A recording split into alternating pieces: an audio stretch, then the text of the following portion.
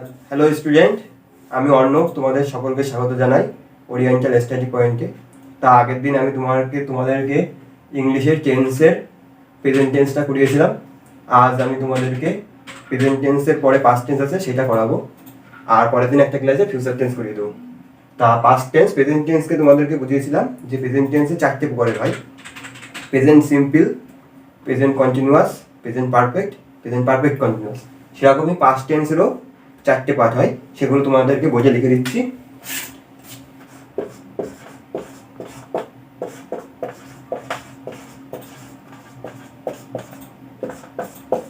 এক হচ্ছে past simple,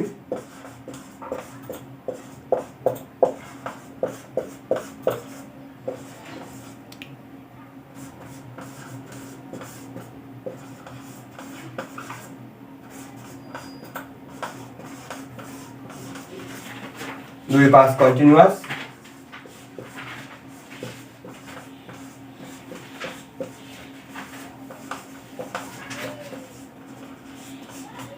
তিন পাস্ট পারফেক্ট,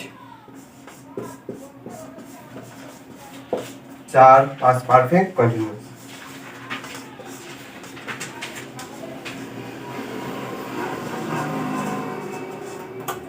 মানে পাস্ট সিম্পল টেন্স, একটা পাস্ট কন্টিনিউয়াস টেন্স, একটা পাস্ট পারফেক্ট টেন্স, একটা পাস্ট পারফেক্ট কন্টিনিউয়াস টেন্স।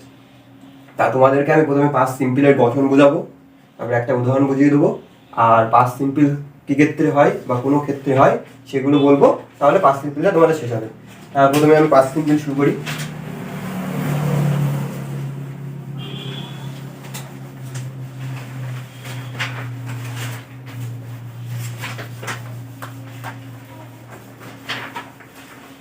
তাদেরকে আমি প্রথমে পাস্ট সিম্পল টেন্স করাবো।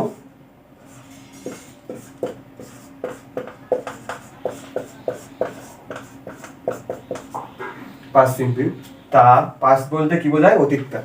তার মানে অতীতকালে কোনো কাজ ঘটেছিল, তেমন কিছু হলে সেই বাক্যটাকে বা সেই ঘটনাটাকে আমরা কোন টেন্সের মধ্যে ধরবো? পাস্ট সিম্পলের মধ্যে। আরেকবার বলছি, অতীতকালে যে কোনো কাজ তুমি করেছিলে, অথবা যে কোনো কাজ তোমার ক্ষেত্রে ঘটেছিল, বা অন্য মানুষের ক্ষেত্রে যে কোনো কাজ ঘটেছিল, সব ফার্স্ট সিম্পলের মধ্যে পড়বে। তাহলে পাস্ট সিম্পলের দেখা যাক পাস্ট সিম্পলের গঠনটা কেমন হয়, স্ট্রাকচার কেমন হয়।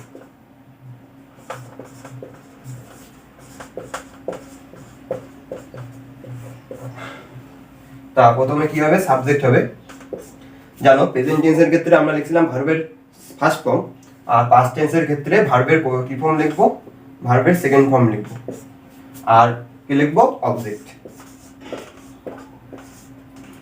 আবার আরেকটা রকম গঠন হতে পারে, সাবজেক্ট থাকতে পারে, বা ওয়াজ ওয়্যার এর মধ্যে যে কোনো একটা থাকতে পারে, প্লাস অবজেক্ট থাকতে পারে। তার মানে এই সাবজেক্টের উপর নির্ভর করে ওয়াজ আর ওয়্যার হবে। ওয়াজ কখন হবে? যদি সাবজেক্ট যদি সিঙ্গুলার হয় তখন সেক্ষেত্রে ওয়াজ হবে, আর সাবজেক্ট যদি প্লুরাল হয় তবে সেক্ষেত্রে ওয়্যার হবে। এই হচ্ছে পাস্ট সিম্পলের গঠন। এইবার তোমাদেরকে একটা উদাহরণ দিলে তোমরা নিশ্চয়ই বুঝতে পারবে যে পাস্ট সিম্পল কেমন হয়। আমি দুটোতেই বুঝাবো, প্রথমে সাবজেক্ট প্লাস ভার্ব প্লাস অবজেক্টে বুঝাবো, সাবজেক্ট প্লাস ওয়াজ ওয়্যার অবজেক্টে বুঝাবো। তবে ধরলাম আমি ভাত খেয়েছিলাম, আমি ভাত খেয়েছিলাম, এটা কি? তুমি আগে ভাত খেয়েছিলে, মানে অতীতকালের একটা ঘটনা। তাহলে সাবজেক্ট কি? আমি, আই ভাত খেয়েছিলাম, তাহলে কি খেয়েছিলাম অতীতকালে, তাহলে ভার্বের সেকেন্ড ফর্ম নেবো। খাওয়া ইংরেজি কি? ইট, ইটের সেকেন্ড ফর্ম হয় এট। এটা হচ্ছে কি ভার্বের সেকেন্ড ফর্ম। আর কি খেয়েছিলাম? ভাত খেয়েছিলাম, তাহলে ভাত ইংরেজি কি? Rice, I ate rice. এটা এর গঠন গেল। তাহলে সাবজেক্টটা কি? আই, ভার্ব টু কি? এট, আর এর প্রেজেন্ট ফর্ম কি? ইট, ইট। এটার প্রেজেন্ট ফর্ম আর ভি1 ফর্ম হচ্ছে ইট, আর ভি2 ফর্ম হচ্ছে এট, আর অবজেক্ট হচ্ছে রাইস। তাহলে এই গঠনটা তোমরা বুঝতে পারলে যে পাস্ট সিম্পলের স্ট্রাকচারে subject plus verb two plus অবজেক্টের গঠন এটা। এবার তোমাদেরকে দেখাবো সাবজেক্ট ওয়াজ ওয়্যার আর অবজেক্ট দিয়ে।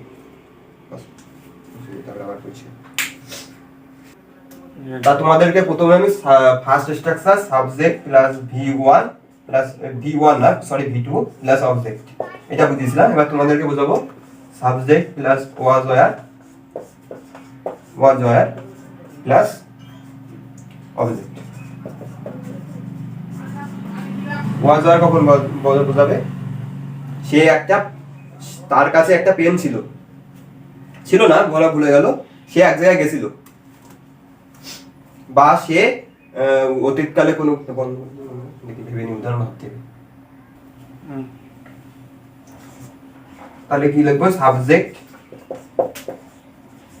Plus was were plus object. এটা কিরকম হয়, যদি বলা হয় আমি যদি একটা পাখি হতাম, মানে অতীতকালে কোনো ঘটনা, আমি যদি একটা পাখি হতাম কিন্তু তুমি তো বর্তমানে পাখি নয়, তো এরকম যদি কোনো কল্পনা বা ইমাজিনারি সেন্স বলে তখন কি হবে, তখন ওয়াজ বা ওয়্যার হবে, ঠিক আছে। সেরকম ক্ষেত্রে subject plus was were plus object. দেখো আমি যদি পাখি হতাম, বা আমি যদি বিড়াল হতাম, বা আমি যদি মানুষ হতাম, এরকম যদি কোনো কিছু হয় হতাম, তার মানে এটা কি অতীতকালে বোঝাচ্ছে, সেক্ষেত্রে ওয়াজ subject plus was were plus object. উদাহরণ কি বললাম, আমি যদি একটা পাখি হতাম, তাহলে আইয়ের পরে জানি সবসময় কি হয়, ওয়াজ হবে singular, I was a bird, এরকম। তার মানে এরকম যদি বলে কোনো সম্ভাবনা বোঝায় বা কোনো কল্পনা করা বোঝায়, তবে সেক্ষেত্রে কি হবে, ওয়াজ বা ওয়্যার প্লাস অবজেক্ট হবে, ঠিক আছে। এরপরে আমি তোমাদেরকে করাবো পাস্ট টেন্সের পাস্ট কন্টিনিউয়াস টেন্স।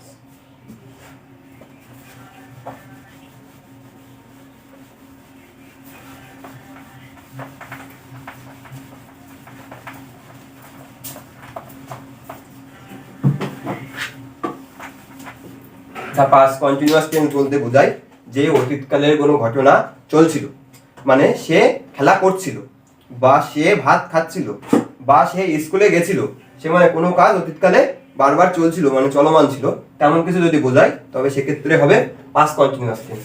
তো তোমাদেরকে লিখি পাস্ট কন্টিনিউয়াস। কি হবে পাস্ট কন্টিনিউয়াসের ক্ষেত্রে,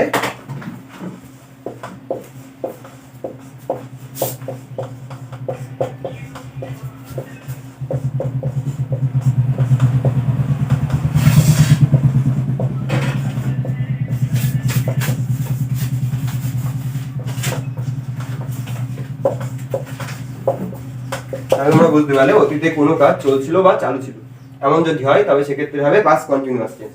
তা এর গঠনটা কেমন হবে, প্রথমে সাবজেক্ট, যেমন সাবজেক্টে সাবজেক্ট থাকবে, এরপর আমরা প্রেজেন্ট টেন্সে কি করতাম, এম ইজ আর বসাতাম, এক্ষেত্রে এম ইজ আর এর পাস্ট ফর্ম হচ্ছে ওয়াজ ওয়্যার।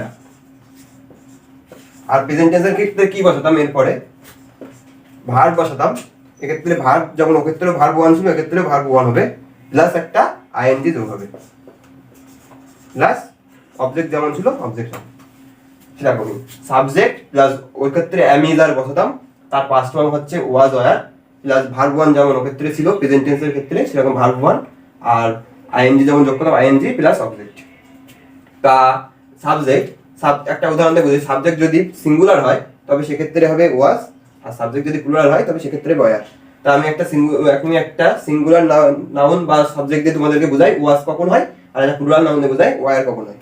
তাহলে যদি বলি সে ভাত খাচ্ছিল, সে ভাত খাচ্ছিল মানে অতীতকালে সে ভাত খাচ্ছিল, তাহলে আমি সেরকম লিখলি হি কি সিঙ্গুলার নাউন, তাহলে হির পরে কি হবে, ওয়াজ হবে, হি ওয়াজ খাচ্ছিল, খাওয়া ইংরেজি ইট, ভার্ব ওয়ান বলেছি তাহলে ইট নিতে হবে, আর তার সঙ্গে কি নিতে হবে আইএনজি, আইএনজি কি খাচ্ছিল, রাইস খাচ্ছিল, অবজেক্ট হবে কি রাইস, রাইস, তাহলে হি was eating rice.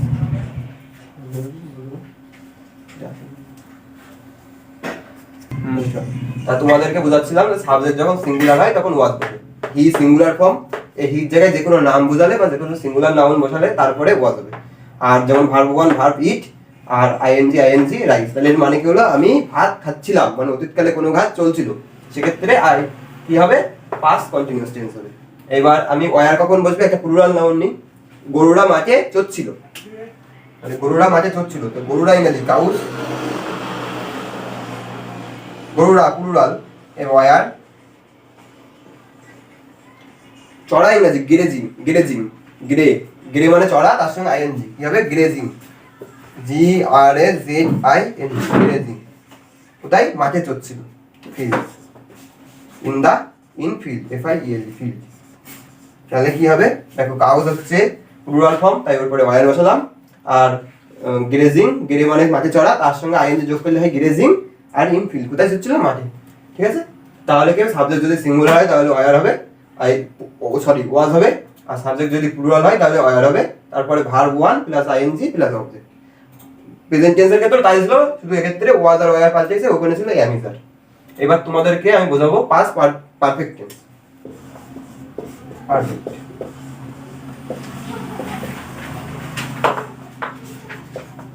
Past perfect কখন হয়? তার যদি এক বর্তমানে কারোর কাছে কোনো কিছু নেই কিন্তু অতীতকালে সেই জিনিসটা তার কাছে ছিল, সেরকম যদি কিছু হয় তবে সেটা হবে পাস্ট পারফেক্ট। তার মানে কি, আমার একটা পেন ছিল, অতীতকালে ছিল কিন্তু বর্তমানে সেটা নেই, এমন যদি হয় তবে সেক্ষেত্রে আমি পাস্ট পারফেক্ট ইউজ করতে পারবো। আর ইউজ করতে পারবো আমার একটা সম্পত্তি ছিল কিন্তু বর্তমানে সেই সম্পত্তিটা নেই, মানে এমন জিনিস যদি হয় বর্তমানে তার কাছে নেই কিন্তু অতীতকালে সেই জিনিসটা তার কাছে ছিল, তবে সেক্ষেত্রে আমি কি বসাতে পারবো? পাস্ট পারফেক্ট বসাতে পারবো। এছাড়া কি বসাতে পারবো? যে অতীতকালের আগে কোনো ঘটনা যদি কিছুক্ষণ আগে শেষ হতো, সেরকম যদি কোনো ঘটনা হয় তবে আমরা পাস্ট পারফেক্ট ইউজ করতে পারবো। যেমন সে কলকাতা থেকে বাড়ি ফিরেছিল, অতীতকালে ফিরেছিল কিন্তু তার প্রভাব তখনও থেকে গেছিল, সেরকম যদি হয় তবে পাস্ট পারফেক্ট হয়। যেমন বর্তমান যখন প্রেজেন্ট পারফেক্ট বুঝিয়েছিলাম তখন আমি কি বলেছিলাম?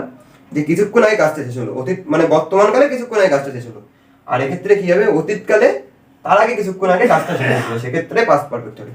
তাহলে পাস্ট পারফেক্ট তোমাদেরকে এবার দেখাবো পাস্ট পারফেক্ট টেন্সের গঠন। তা প্রথমে কি হয়? সাবজেক্ট হয় প্লাস হ্যাড হয় প্লাস ভার্ব থ্রি হয় প্লাস অবজেক্ট হয়। তাহলে পাস্ট পারফেক্ট টেন্স বলতে কি বোঝায়? অতীতকালে তোমার কিছু ছিল, বর্তমানে সেটা নেই, বা অতীতকালের আগে কোনো কাজ ঘটেছিল কিন্তু অতীতকাল পর্যন্ত তার প্রভাব ছিল, তেমন কিছু যদি হয় তবে পাস্ট পারফেক্ট হয়।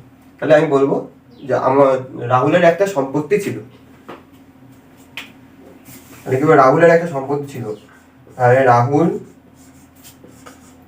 হ্যাড প্লাস সম্পত্তি ছিল, তার সম্পত্তি ইংরেজি কি? সম্পত্তি ইংরেজি হচ্ছে property, property. Rahul had a property. এক্ষেত্রে ভার্ব থ্রির কোনো প্রয়োজন ছিল না, তাই ভার্ব থ্রি বোঝাইনি। এবার তোমাদেরকে ভার্ব থ্রি দিয়ে একটা বোঝাই, কি হতে পারে? রাহুল একটা অনুষ্ঠান অর্গানাইজ বা গঠন করেছিল। তাহলে রাহুল যদি একটা অনুষ্ঠান গঠন করেছিল তবে সেক্ষেত্রে কি হবে? রাহুল হবে সাবজেক্ট, রাহুল হ্যাজের মতন হ্যাজ বসাবো। এবার ভার্ব থ্রি কি হবে? অর্গানাইজ মানে গঠন করা, তার থার্ড ফর্ম হবে অর্গানাইজড।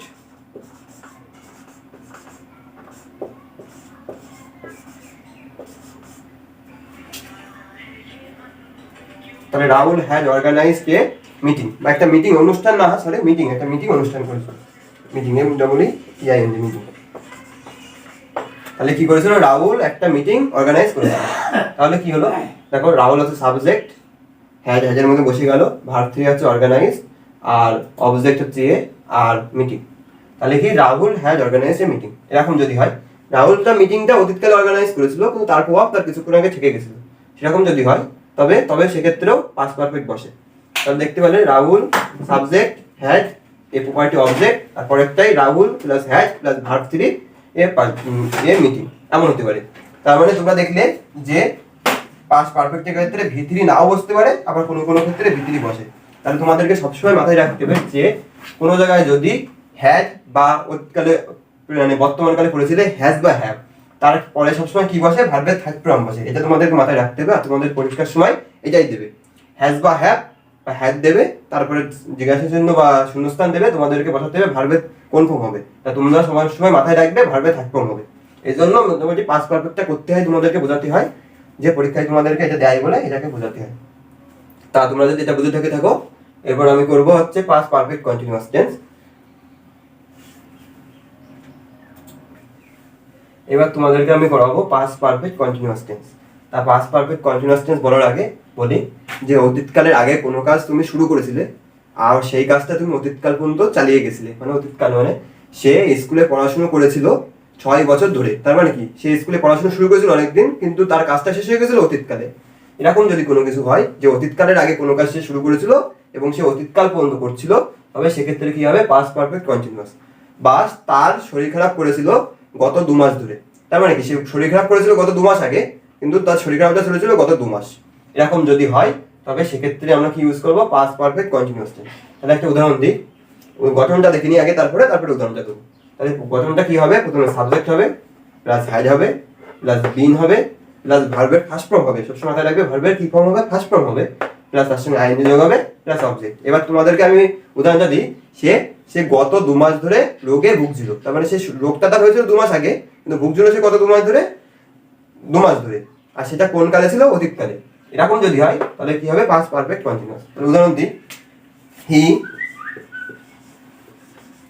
হ্যাড বসালাম, বিন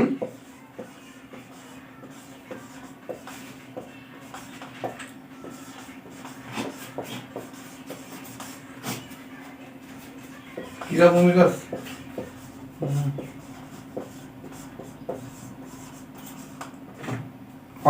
দেখো, হি হ্যাড বসালাম প্লাস বিন বসালাম প্লাস ভার্বের সাপার হচ্ছে, সরি বানান একটু ভুলে গেছে, ই হবে, কি হবে এক্ষেত্রে? ই হবে সাফারিং। তাহলে সাফারটা হচ্ছে ভার্ব প্রেজেন্ট ফর্ম, মানে ভার্বের first form plus ING plus object. এবার বুঝতে হবে, দেখো এক্ষেত্রে ফর 2 ইয়ার এরকম যদি কোনো কিছু থাকে যে 2 মাসের জন্য বা 2 বছরের জন্য বা কিছুক্ষণ সময়ের জন্য, এরকম যদি কথাটা তুমি দেখো, তবে সেই টেন্সটা সবসময় কি টেন্স হবে? পাস্ট পারফেক্ট কন্টিনিউয়াস টেন্স হবে। ঠিক আছে? এখানে ফর না থেকে এখানে কি থাকতে পারে? সায়েন্স থাকতে পারে, SINCE সায়েন্স।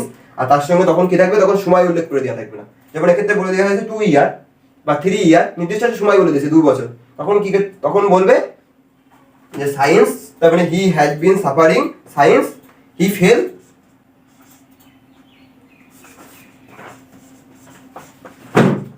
আপনার কি বলছে? ফেল ইল, তার মানে হি হ্যাড বিন সাফারিং, সে রোগে ভুগছিল, সায়েন্স হি ফেল ইল, মানে সে যখন থেকে রোগটা শুরু হয়েছিল বা সে অসুখে পড়েছিল তখন থেকে সে সাফারিং করছিল। তার মানে যে অতীতকালেই হয়েছে, কিন্তু কি বলেছে? হি ফল ইন। এক্ষেত্রে দেখো কোনো সময়ের উল্লেখ নেই, যেমন আগেরটা বলে দিয়েছিল 2 ইয়ার 2 বছরের জন্য, আর পরেরটা দেখো সময়ের উল্লেখ নেই, কিন্তু সেটা বলে দিয়েছে যে কবে থেকে শুরু করেছিল। মানে সে শুরু করে যখন কি অসুখ হয়ে পড়েছিল তখন থেকে সে সাফারিং করছিল। তাহলে এটা বুঝতে হবে। ফর কখন হবে? যখন কোনো সময়ের উল্লেখ করে দেবে, 2 ইয়ার 3 ইয়ার বা একটা নির্দিষ্ট সময় বলবে। আর সায়েন্স কখন হবে? যখন কোনো সময় উল্লেখ করে দেবে না, তখন সেক্ষেত্রে সায়েন্স হবে। তাহলে তোমাদেরকে বুঝতে হবে যে পাস্ট পারফেক্ট কন্টিনিউয়াস টেন্স কখন হবে? যদি কোনো বাক্যে ফর আর তারপরে যদি এরকম টাইম উল্লেখ করে দেয়, সেক্ষেত্রে তোমাদের পাস্ট পারফেক্ট কন্টিনিউয়াস হবে। আর যদি সায়েন্স তারপরে যদি কিছু থাকে, তবে সেক্ষেত্রে তোমাদেরকে পাস্ট পারফেক্ট কন্টিনিউয়াস হবে।